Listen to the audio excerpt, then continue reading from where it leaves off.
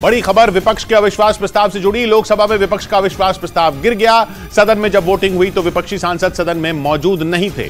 उन्होंने प्रधानमंत्री के भाषण के दौरान ही वॉकआउट कर दिया, जिसके बाद प्रधानमंत्री ने अपना भाषण पूरा किया और फिर नियम के हिसाब से वोटिंग हुई, जिसमें ध्वनि मत से सरकार की जीत हुई और विपक्ष का अविश्वास प्रस्ताव गिर गया। जबकि इससे पहले अविश्वास प्रस्ताव पर प्रधानमंत्री के भाषण के दौरान विपक्ष ने सदन से वॉकआउट कर दिया।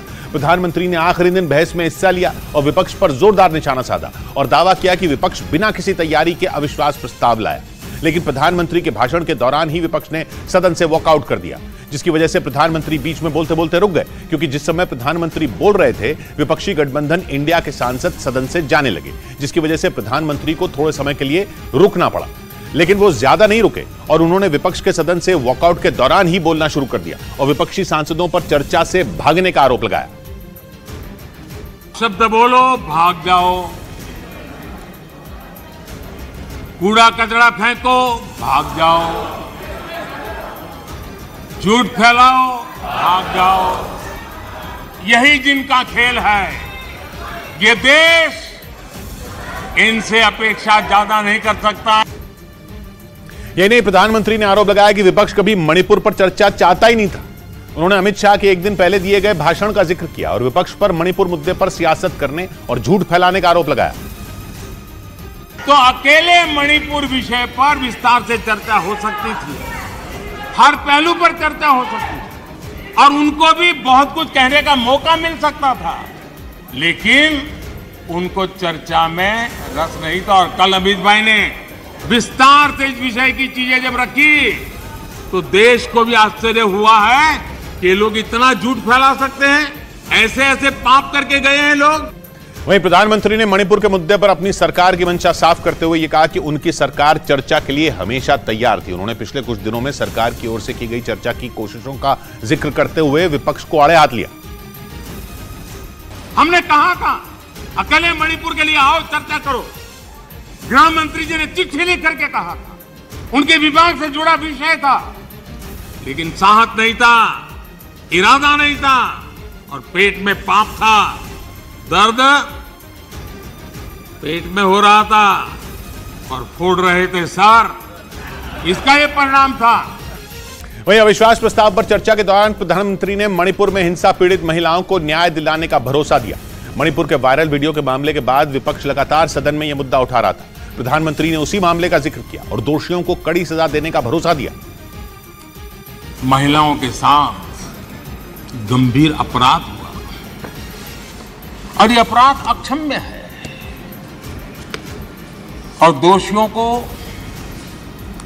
कड़ी से कड़ी सजा दिलवाने के लिए केंद्र सरकार, राज्य सरकार मिलकर के भरपूर प्रयास कर रही है। वहीं प्रधानमंत्री ने मणिपुर के मुद्दे पर बोलते हुए वहां के लोगों को भरोसा दिया कि मणिपुर की समस्याओं का हल जल्द से जल्द निकाला जाएगा, क्योंकि उनकी सरकार वहां हिंसा रोकने के लिए जी तोड़ मेहनत कर रही है। मैं देश के सभी नागरिकों को आश्वस्त करना चाहता हूं कि जिस प्रकार से प्रयास चल रहे हैं, निकट भविष्य में शांति का सूरज जरूर उगेगा। मणिपुर फिर एक बार नए आत्मविश्वास के साथ आगे बढ़ेगा। इस दौरान प्रधानमंत्री ने केवल मणिपुर ही नहीं बल्कि पूर्वोत्तर के दूसरे राज्यों का भी जिक्र किया और कांग्रेस पर आरोप लगाया कि उसने कभी नॉर्थ ईस्ट पर ध्यान ही नहीं दिया, क्योंकि वहां सीटें कम हैं। नॉर्थ ईस्ट में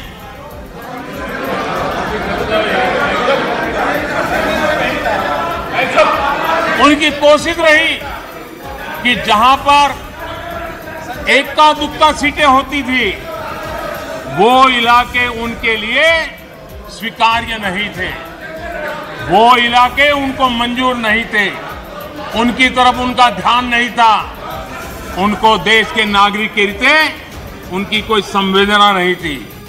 वहीं प्रधानमंत्री मोदी ने राहुल गांधी के एक दिन पहले दिए उस बयान की भी आलोचना की जिसमें उन्होंने मणिपुर में हुई हिंसा पर केंद्र सरकार को घेरते हुए टिप्पणी की थी। पता नहीं क्यों कुछ लोगों को भारत मां की मृत्यु की कामना करते नजर आ रहे हैं। इससे बड़ा दुर्भाग्य क्या? ये वो लोग हैं जो कभी लोकतंत्र की हत्या की बात करते हैं, कभी संविधान की हत्या की बात करते हैं। दरअसल जो इनके मन में है वही उनके कृतित्व में सामने आ जाता है।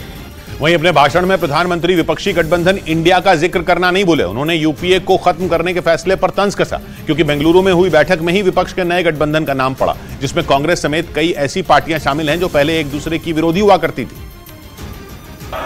एक और यूपीए का क्रियाकर्म कर रहे थे और दूसरी ओर जश्न भी मना रहे थे।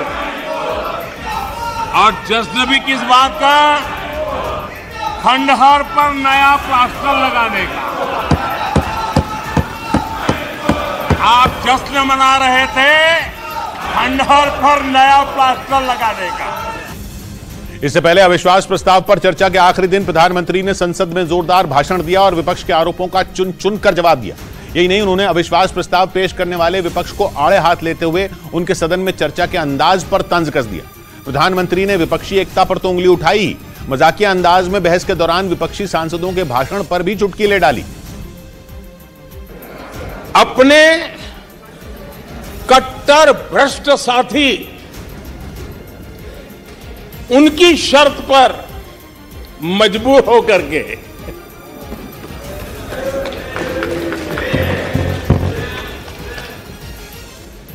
और इस अविश्वास पर प्रस्ताव पर भी आपने कैसी चर्चा की? और तो मैं तो देख रहा हूं सोशल मीडिया में आपके दरबारी भी बहुत दुखी है। प्रधानमंत्री यही नहीं रुके, बल्कि उन्होंने फ्रंट फुट पर बैटिंग करते हुए विपक्ष को अविश्वास प्रस्ताव की पिच पर ऑल आउट करने का दावा तक कर डाला। इस दौरान प्रधानमंत्री ने बीजेपी सांसदों के भाषण की खुलकर तारीफ भी की। देखिए मजा इस डिबेट का कि फील्डिंग विपक्ष ने ऑर्गेनाइज की, लेकिन चौके छक्के यहीं से लगे।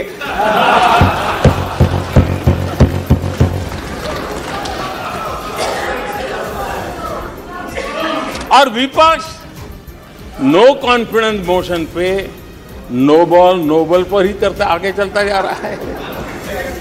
इधर से सेंचुरी हो रही है, उधर से नो बॉल हो रहे हैं।